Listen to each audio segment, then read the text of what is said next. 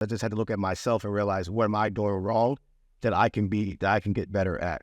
And I think that was more the turning point for me, is just realizing, sitting down, thinking, and writing down, like, why would I quit real estate? It gives me the freedom to kind of move around. I can meet different people. I could be sitting here with you that I couldn't do in any other industry. And so I kind of sat down and thought about, the pros and cons. And thought, okay, people can do sales in 2008, 2009, when the market was in the toilet, or 2007. So what is in 2017? What am I doing wrong? And why this is one of my worst years? And I just kind of sat there and thought, okay, Darrell, you have to do better. You have to figure out ways to generate more business. And that's kind of was a turning point for me. It's just like, I have no reason to quit. So you took ownership. Yeah, I took ownership. Took responsibility for ownership. You. You play sports? In high school I did, yep. What'd you play? Mostly track and field. Track and field from 5th grade till I graduated high school. Okay. Yep. So track and field is what, yep. I mean, I said it before, I'll say it again. Yep. Individual sports, yep. Swimming, track and field, wrestling, tennis, golf. All, yeah. Those sports tend to, not that other sports don't, but individual sports tend to create a certain type of ownership, a certain type of character. Because you can't, like when you're running, what was your event? What was your best event? I did the 2 and the 4 and sometimes the 800, and those individual and the relay teams. Okay. Yep. All right. And you don't, in the 2 and the 4, like, it's just like, there's no one to blame, right? Right. I mean, yeah, if you come in last place. Exactly. And that's all you can blame is yourself. Either you didn't try hard enough, you didn't practice, you didn't prepare mentally, physically, everything's on you. And that's kind of similar to real estate. I look at it. I mean, maybe not so physically, but that helps as well. A healthy body, a healthy mind. But for me, it's just more mentally. Like, I had to change my mindset mentally. Maybe not spending much time watching TV or not going out as much. Being back in this bunker down and focus on what I have to do to accomplish to get where I want to be. Okay. So when you went back to the drawing board, what were some of the first things you did? Some of the first things I did is kind of just be honest. I actually role played a lot in the mirror, talking to myself about different interactions I'll have with clients, whether it be a buyer, whether it be a seller, people I network, and that's kind of just different ways of how conversations can go, and prepare myself more. That's the biggest part of real estate, is talking to people, and just being comfortable, and just pointing out there, knowing what you know about your business and how you can help people. And that's what I actually get a lot. There's talking to myself and just saying, okay, Darrell, this is what you have to do.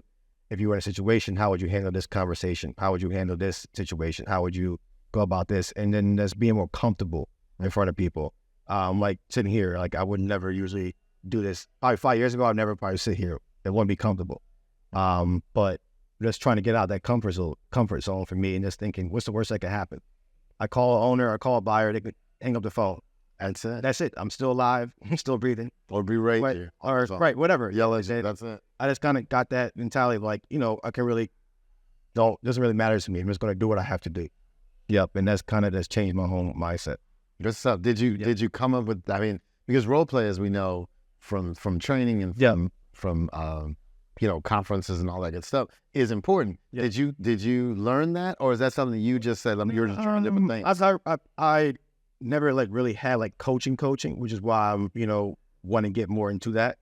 But I was reading the book that everyone buys, the Gary Keller book, and I was reading that, and then I was buying a lot of self-help books, and just trying to just learn different ways and kind of interacting with people, and I kind of got ideas from that about role playing.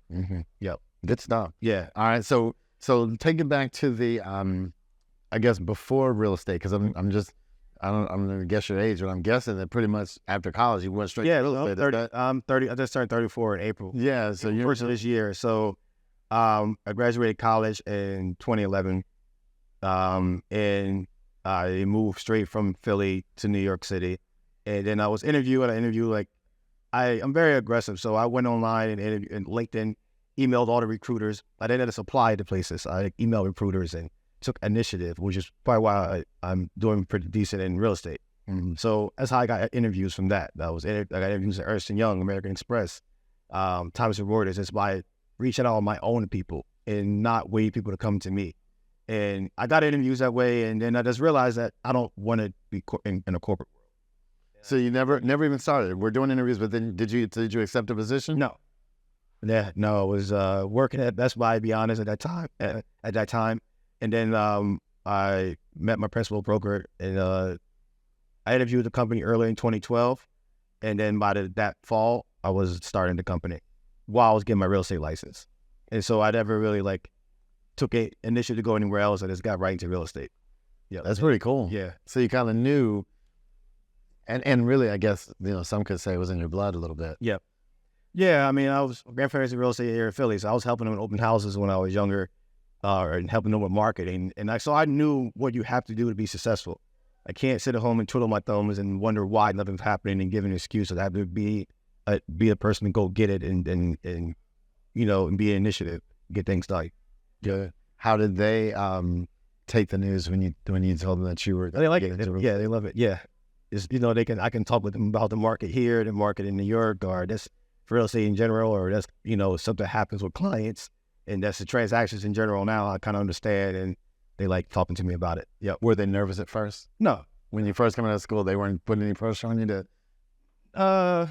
I would say to a certain extent, the safety net is going to get a job, a corporate job, and that's kind of what's taught in this in general in this minority communities. Yeah, we were talking about that. Right, follow the safety net, and I don't know if that was their mindset. No one ever told it to me, but maybe probably deep down, because it is moving to New York City.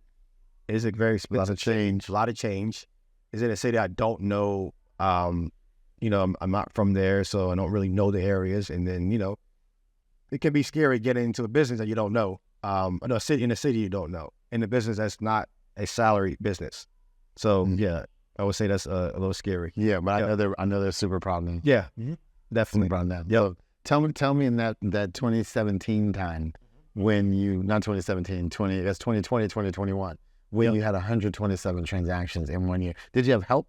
Yeah, I mean, I worked with a company at the time, M&S. It's a company in Brooklyn, in Williamsburg. And so, was kind of help position on certain projects and developments, but every project I was on, or even my own sales, I just kind of elevated.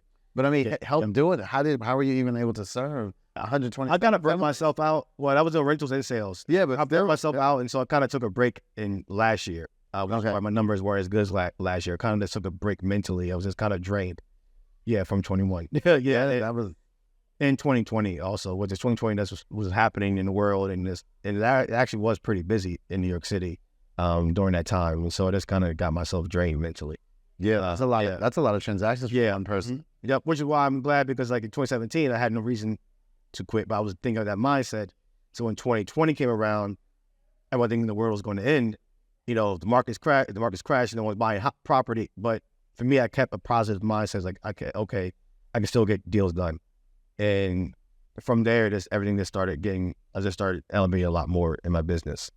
Getting more referrals and just keeping that mindset and not listening to the news. Yeah, and so that's just been helping me a lot too. All right. Yeah. What about friends and other family? Not your grandparents, but other friends. Were you getting more encouraging words, discouraging? I know we can get sometimes mixed reviews from our friends and family on. No, my friends and family is supportive. Okay. Yeah, I mean, no discouragement from anyone like that. No, I try to have people around me that be honest, that are discouraging or have a negative mindset. I don't need to be around those kind of people. Yeah, most of my family or friends are very supportive. So you trim them out. Yeah, trim them out. You don't need to have negativity in your life. They're draining enough. So I just so people like that kind of zone them out. Or I keep a cordial relationship, but I don't have to, interact with them too much.